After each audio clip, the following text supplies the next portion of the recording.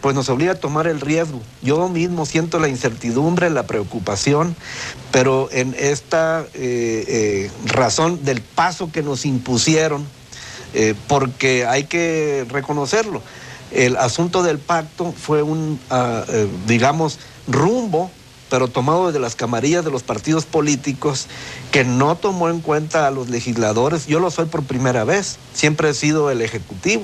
Déjame hacer un breve comentario para quienes nos ven en otras partes, además de México. Ernesto Rufo, Apple, bueno, tiene un alto simbolismo en la política y desde luego para tu partido. Hay que decir que seguramente le caló a tu partido tu postura porque tú eres el primer gobernador de oposición que llegó a ese cargo hace algunos años en Baja California, tu estado natal, y bueno, pues eso hace de Ernesto Rufo una figura que desde luego, además de tu propia trayectoria empresarial y política, que ha sido básicamente desde el Ejecutivo en ambos sectores, tienes esa condición política, digamos, tu punto de referencia es que fuiste el primer hombre que llegó a una gubernatura de oposición en México en tiempos donde Luis Donaldo Colosio era el presidente del PRI. Bueno, hago este paréntesis para ubicar mejor tu trayectoria y tu peso en México como político. La primera vez que eres legislador. ¿Y te topas con? Pues con un asunto donde yo estoy acostumbrado a que siempre haya un plan de acción. O sea, tiene que haber una razonabilidad en las cosas que vas a hacer. No puede hacer al tropel. Y yo, pues me he sentido atropellado en esa razón, porque alguien me marcó la agenda. ¿Quién te la marcó? Los partidos políticos en el pacto. En el pacto. Ellos pusieron la velocidad del Congreso. Y el Congreso no pudo oponerse a eso. Las coordinaciones parlamentarias pues están obedeciendo órdenes de los partidos políticos y ellos van acomodando en la Junta de Coordinación Política, en el caso del Senado, y te van administrando el proceso. Y entonces es ese trote al que me refiero. Tropel, dijiste. Así. Y entonces mi voto es en un sentido de protesta, de rebeldía a esa intromisión de la partidocracia en los asuntos de un poder de la República. ¿Y el Ejecutivo? El Ejecutivo, claro que estuvo interviniendo. Porque ¿Factotum al final? En la razón del pacto, que estaban los tres partidos políticos, pero el PRI es el presidente de la República. Así siempre ha sido. Así que en esa razón, pues a mí me preocupa mucho las circunstancias o razones que haya aceptado el señor Madero para haber aceptado esa manera de agenda. Y también, pues parece que sucedió en la izquierda con el señor Zambrano. Y aquí, pues, sobreponen los intereses de los partidos. En vez de estar procurando sus ideales, están siguiendo intereses. Déjame hacer una pausa y te escuchamos.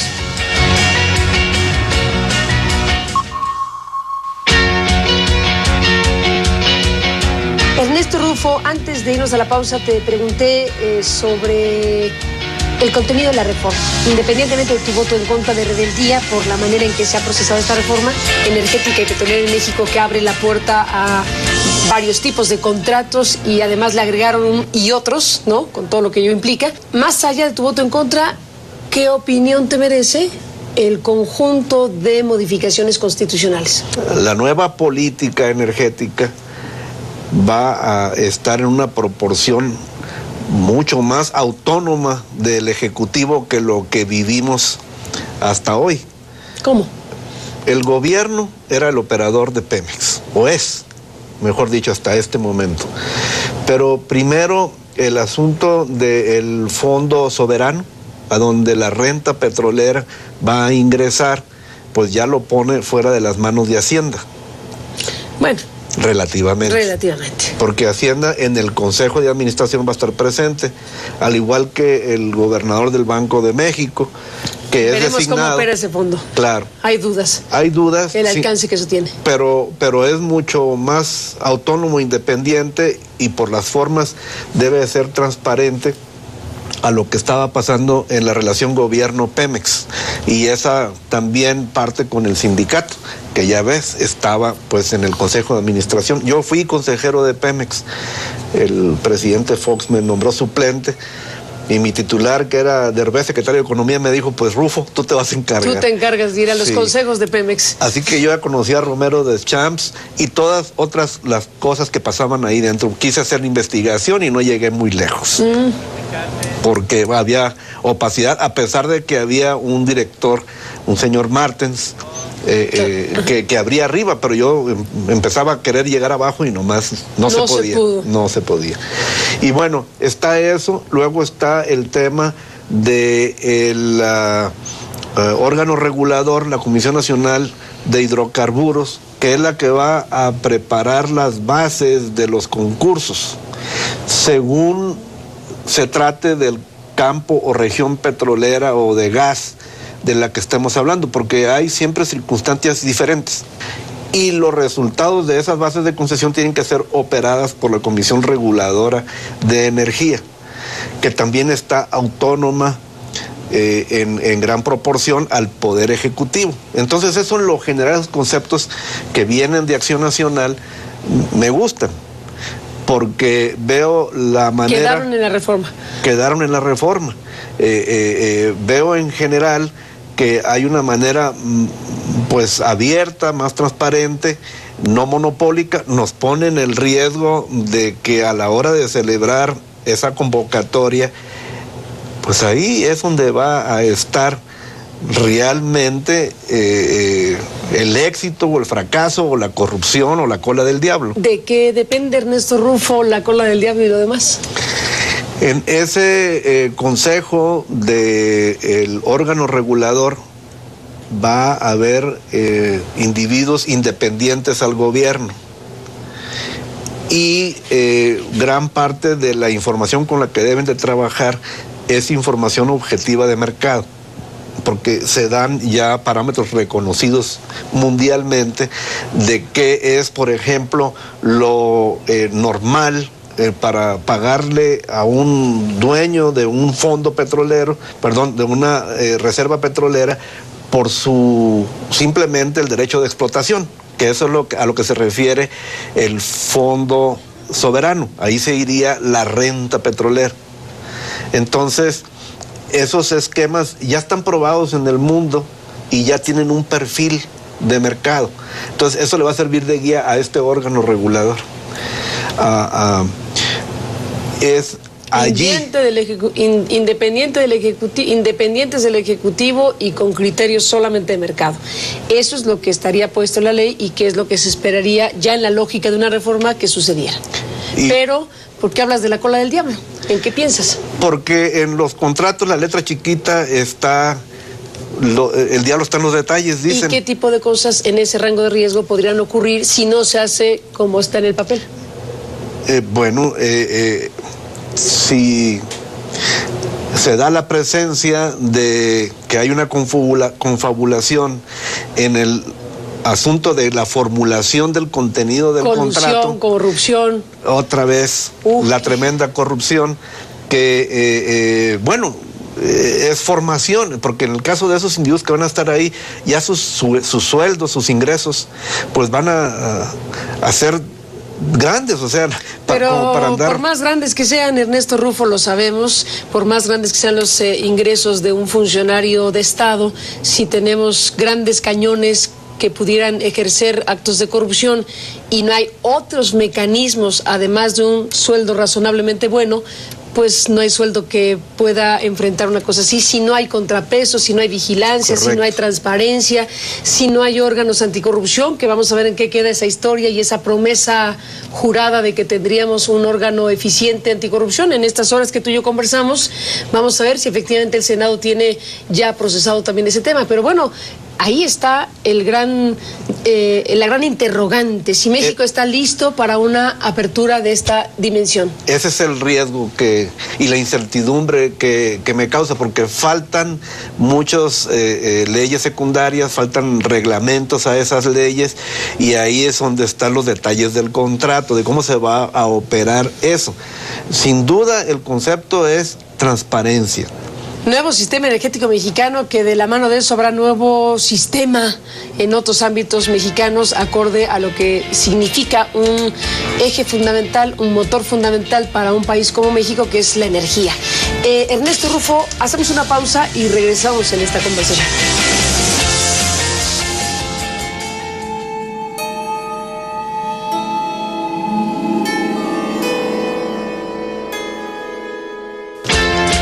Bueno, se nos acabó el tiempo, Ernesto Rufo Apel. Solo menciono, porque también es una actuación política en la que has participado en las últimas horas, que junto con otros legisladores, a raíz de otra reforma que es la financiera y fiscal, la fiscal, han promovido una acción de inconstitucionalidad contra la reforma que incrementa a 16% la tasa del IVA en la región fronteriza. Vamos a ver qué dice la Suprema Corte de Justicia, que es ante quien se presenta por parte de este grupo de senadores de la República de diferentes partidos en contra de otra parte, de otra reforma, de las varias reformas que con este fin de año estamos los mexicanos cerrando 2013. Sobre esta de la que hemos hablado, Ernesto Rufo, ¿con qué te despides? Deja finalmente tus ideas principales en estos últimos minutos.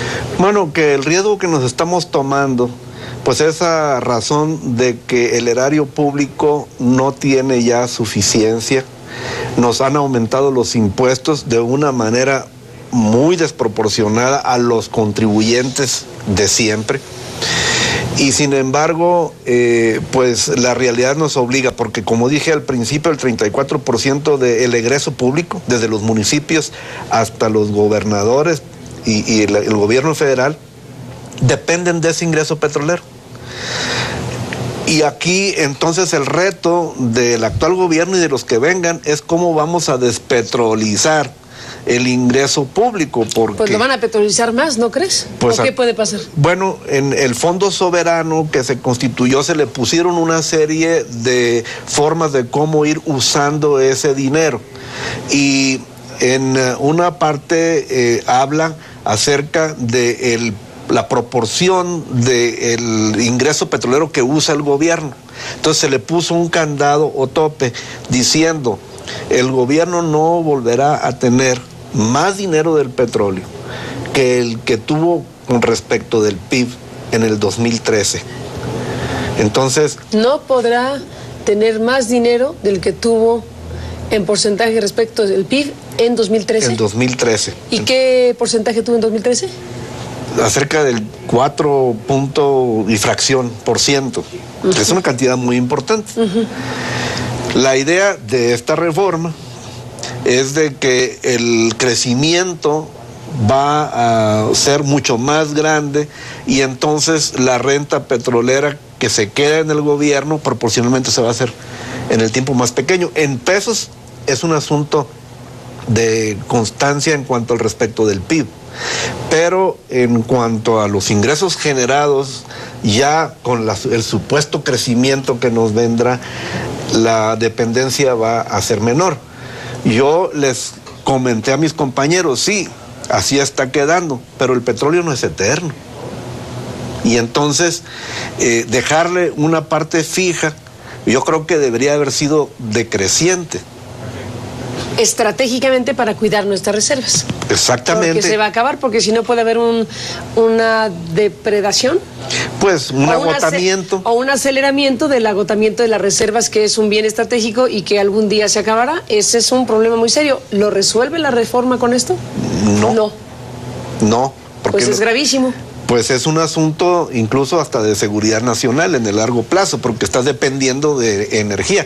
Claro, podrá suceder que la tecnología en el tiempo, pues hasta a lo mejor descubre que el agua la puede usar como la gasolina, pero no sabemos. No sabemos. Entonces, esas son las cosas para las que yo quería más tiempo. Porque... ¿No te preocupa, perdón que te interrumpa, no te preocupa, por ejemplo, para cerrar, porque es un tema muy importante, el Shell? Hemos visto informes de organizaciones no gubernamentales, Greenpeace, hay incluso discusión en los Estados Unidos, en congresos locales de los Estados Unidos, sobre los impactos en el medio ambiente y en un conjunto de cosas por la utilización de una técnica, de una tecnología para obtener gas Shell, que se dice que México tiene mucho y que, bueno, pues vamos a ver qué significa, pero la decisión también de abrirse ese tipo de situaciones que están controvertidas en otros lugares del mundo, ¿no te preocupa? No, sí, sin duda. Pues yo que soy de la frontera. En algunos lugares no, ya dejaron de hacerlo. ¿O no lo permiten hacer? Bueno, o las restricciones. O las restricciones para hacerlo hay que tomar en cuenta por qué son. Sí, es un asunto que impele a verlo con mucha preocupación, porque yo al ser de la frontera, el gas que se descubrió, pues está muy presente en el lado norteamericano. Y por ejemplo, yo por que soy Tamaulipas, ¿no? Sí, mucho. Chihuahua también, y luego baja Veracruz. Pero el asunto es que a Baja California ya hay tubos, ya nos llega ese gas muy barato, que no hemos podido... ¿Y de dónde viene? De Texas. ¿Tubos de Texas a México? Sí. Con gas Shell barato. Sí, a $3.90 el millón de... ¿Y eso se puede? Sí, sí, sí. Sin embargo, la CFE usa ese gas de $3.90, pero acá por Mazatlán o por Manzanillo importa a 16 o 17, y entonces hace un promedio de los costos y nos cobra en Baja California más de lo que realmente cuesta la energía del lado americano. Del lado americano. Entonces las compañías están yendo para Estados Unidos por lo barato de la energía. Las compañías mexicanas. Mexicanas. Por lo barato de la energía. Se están yendo a Estados Unidos por lo barato de la energía americana. Por el Shell. Por el Shell.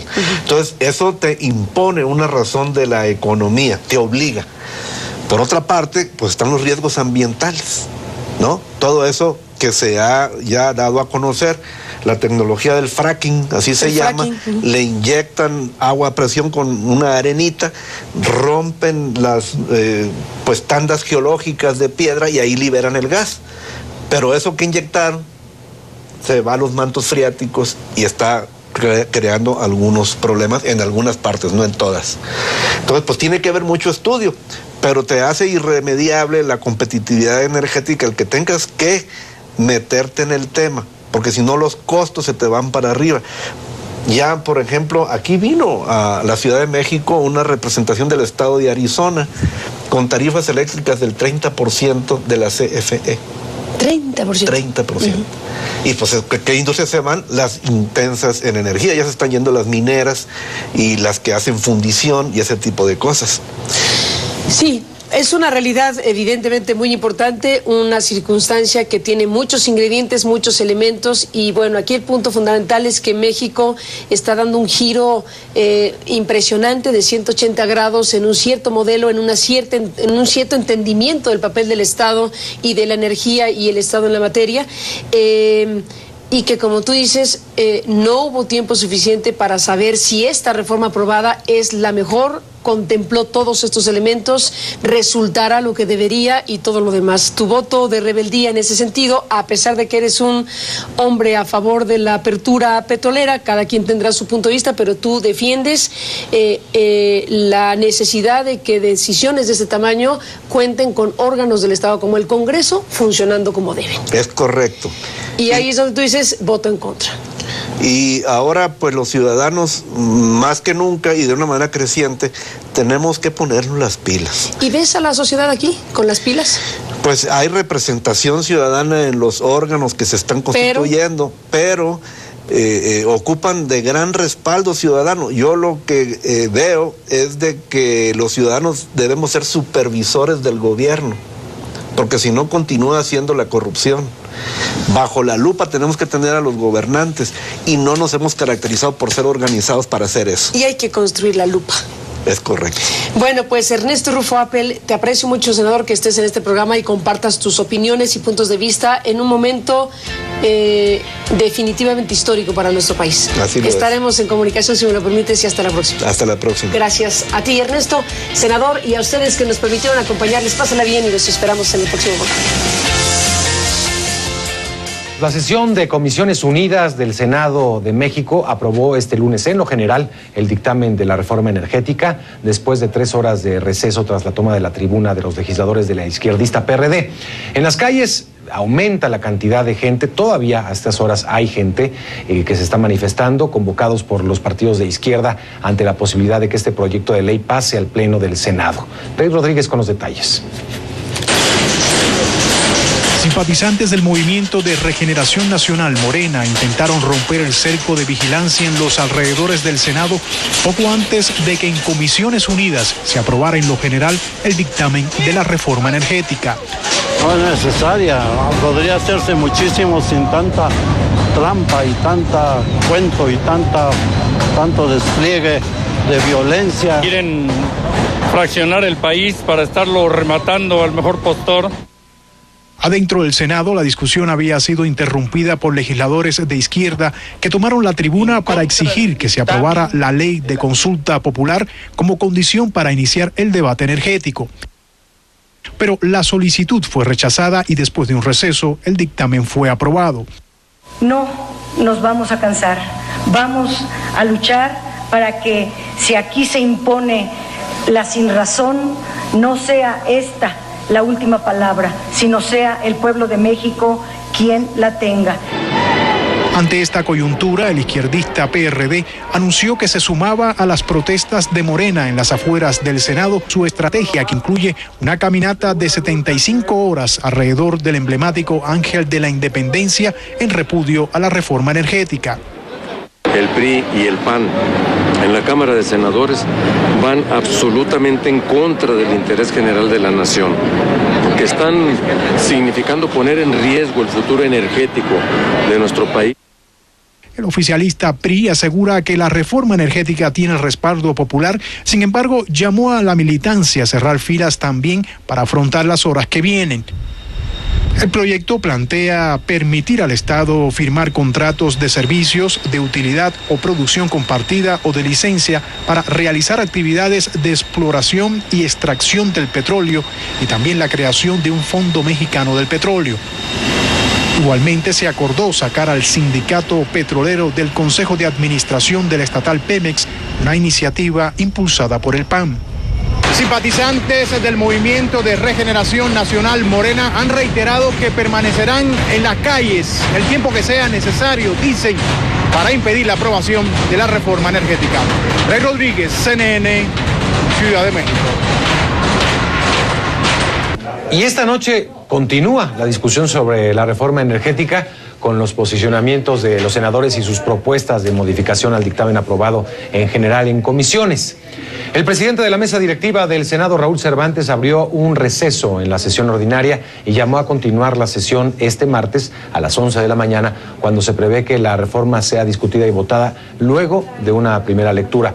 Como le decía, se espera que se prolongue hasta la madrugada de hoy el debate sobre los cambios y adiciones a la Constitución, sobre todo en lo que corresponde a los artículos 25, 27 y 28, que son los que se pretenden modificar. Esta tarde, el ingeniero Cuauhtémoc Cárdenas Solórzano participó en una conferencia de prensa en el Senado de la República, en la que calificó la reforma energética propuesta por el gobierno federal como una regresión a la época del porfiriato. Cárdenas dijo que la reforma representa un retroceso histórico y económico y más aún, señaló, representa la entrega de la riqueza petrolera del país a intereses extranjeros. Aquí en Avenida de la Reforma, donde están las oficinas de CNN en español, pues hay también bullicio, música. Esto es desde hace unos 3-4 días aproximadamente, cuando comenzó la discusión de la reforma energética en el Senado, que se encuentra también aquí en Reforma. Y el Ángel de la Independencia fue uno de los puntos centrales donde algunos movimientos opositores a la reforma energética de la izquierda, principalmente de Morena, se dieron cita y se han dado cita día con día para apoyar al cerco que se ha establecido en las inmediaciones del Senado y ahora en la Cámara de Diputados. La música, evidentemente, consignas de protesta no han parado día y noche. Hasta ahora se mantienen ahí tocando, cantando en contra de la reforma energética.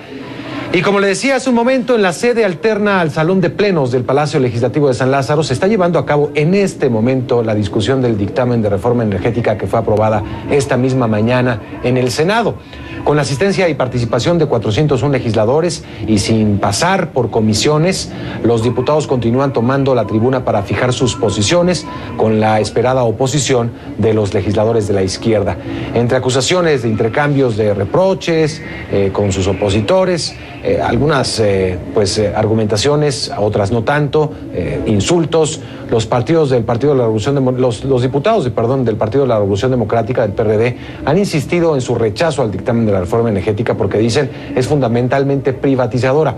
Mientras tanto, en las calles, como le decía, continúan los emplazamientos de grupos opositores, como ya le decía, de Morena, el Movimiento Regeneración Nacional, cuyo presidente Martí Batres dijo que el desaseo de este procedimiento para aprobar una reforma es una afrenta contra el país y recordó que fue precisamente un 12 de diciembre, pero de hace 15 años exactamente, cuando se dio luz verde al Fondo Bancario de Protección al Ahorro, el FOBAPROA, que también por la izquierda mexicana fue calificado como el mayor robo al país. El líder de Morena, Martí Batres, dijo que si el FOBAPROA significó un descalabro financiero de gigantescas proporciones para México, no es nada comparado con lo que significaría entregar los recursos petroleros a las transnacionales.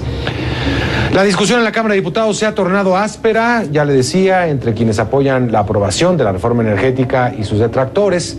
Para los partidos de izquierda, la reforma energética aprobada ayer en el Senado pues va a entregar a manos privadas un recurso que es propiedad de todos los mexicanos. Cruzcaya Liz tiene este reporte. Diputados del Partido de la Revolución Democrática, del Movimiento Ciudadano y del Partido del Trabajo se atrincheraron en el Pleno de la Cámara bloqueando todos los accesos. Buscaban impedir la discusión de la reforma energética aprobada en la víspera por una mayoría en el Senado, algo que no consiguieron, ya que se habilitó una sede alterna para continuar con los trabajos. Luego de 20 horas de debate ininterrumpido, el Senado dio su aval a la propuesta impulsada por el presidente Enrique Peña Nieto, que incluye cambios en algunos artículos de la Constitución y que abre paso para que el Estado pueda celebrar contratos entre particulares para la extracción y explotación de hidrocarburos mediante un esquema de utilidad y producción compartida o a través de licencias. Mi voto es en contra. Para quienes se oponen, señalan que la reforma está privatizando un recurso que es propiedad de los mexicanos. Yo espero que los trabajadores petroleros defiendan a su fuente de empleo y rechacen esta imposición que abona en desmantelar a una institución que de origen fue una fuente fundamental en la construcción de la industria petrolera para el desarrollo nacional. Pese a la oposición, el bloque de diputados del PRI esperan que la reforma sea aprobada antes del 15 de septiembre, cuando concluye el periodo ordinario de sesiones. Cruzcaya Liz, CNN, Ciudad de México. Sin duda, la discusión de la reforma energética polariza la opinión pública aquí en nuestro país. Pese a los obstáculos y la oposición de la izquierda, la reforma energética avanza y será cuestión de horas para que sea aprobada, me atrevo a decir. No hay nada que lo impida. Las acciones que va a emprender la izquierda mexicana pues son una incógnita. Ya hablábamos el día de ayer con el diputado Silvano Aureoles sobre la aprobación de esta ley, de la complementación de la reforma constitucional para la consulta popular. Dice que es importante y que en el 2015, muy posiblemente, según la izquierda, esta reforma energética puede echarse para atrás. Otros consideran que no es así. 20 horas de discusión intensa. La Cámara de Diputados aprobó sin cambios el dictamen de la reforma energética aprobada también esta misma semana desde la Cámara de Senadores. Se trata de una reforma que cambia radicalmente la posición de nuestro país ante la explotación de sus recursos, pues Petróleos Mexicanos deja de tener la exclusividad que mantenía hasta ahora para la explotación de los hidrocarburos del país. Así fue anunciado el resultado de la votación por el presidente de la Cámara, el panista Ricardo Anaya. Aprobada la reforma constitucional en materia energética, aprobada en lo general y en lo particular el proyecto de decreto que reforma y adiciona diversos artículos de la Constitución Política de los Estados Unidos Mexicanos en materia energética. Pasa a las legislaturas de los estados para sus efectos constitucionales. Pues pasa las legislaturas de los estados, como dice el presidente de la Cámara. Fue una discusión por momentos áspera, en la que hubo jaloneos físicos entre los grupos opositores, intercambios de insultos en el Senado, en la Cámara de Diputados después, reproches mutuos entre quienes apoyaban la propuesta presidencial, entre los detractores también, principalmente los legisladores de la izquierda. Uno de ellos, el diputado perredista Antonio García Conejo, incluso se despojó de su ropa, aludiendo al despojo que, según dijo, se estaba perpetrando en contra del país, mientras sus compañeros de bancada llamaban traidores a quienes votaban a favor de la propuesta. Despojaron a la nación con privatizar Teléfonos de México.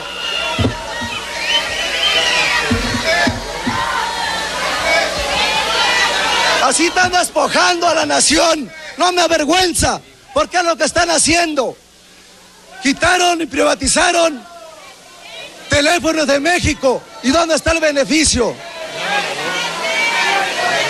También, sí, también. Diputado, se ha agotado su Ferrocarriles de México. Sí,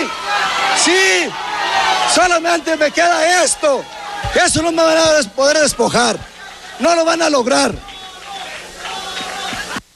Y así fue el striptease legislativo de este diputado. La controversial reforma recién aprobada realiza modificaciones a los artículos 25, 27 y 28 de la Constitución mexicana. Con los cambios ahora se permitirá la participación de particulares en la exploración, extracción de hidrocarburos. Y se establecen 4 tipos de contratos que pueden ir desde la contratación de servicios que ya existen, actualmente existen, otros de utilidad o producción compartida o bien de licencias para la explotación. Sin embargo, se desecha el formato de concesión, aunque la licencia, algunos sostienen, es una especie de concesión. Además, Petróleos Mexicanos y la Comisión Federal de Electricidad se convertirán en empresas productivas del Estado, con lo que pasan a ser organismos descentralizados en un plazo de 2 años. El Sindicato de Trabajadores Petroleros de la República Mexicana saldrá del Consejo de Administración de Petróleos Mexicanos, que ahora estará conformado por 5 consejeros del gobierno federal. Ahora la reforma pasará a los congresos estatales, en los que se necesita la aprobación de al menos 17 congresos, 17 estados, para que la reforma alcance ya rango constitucional.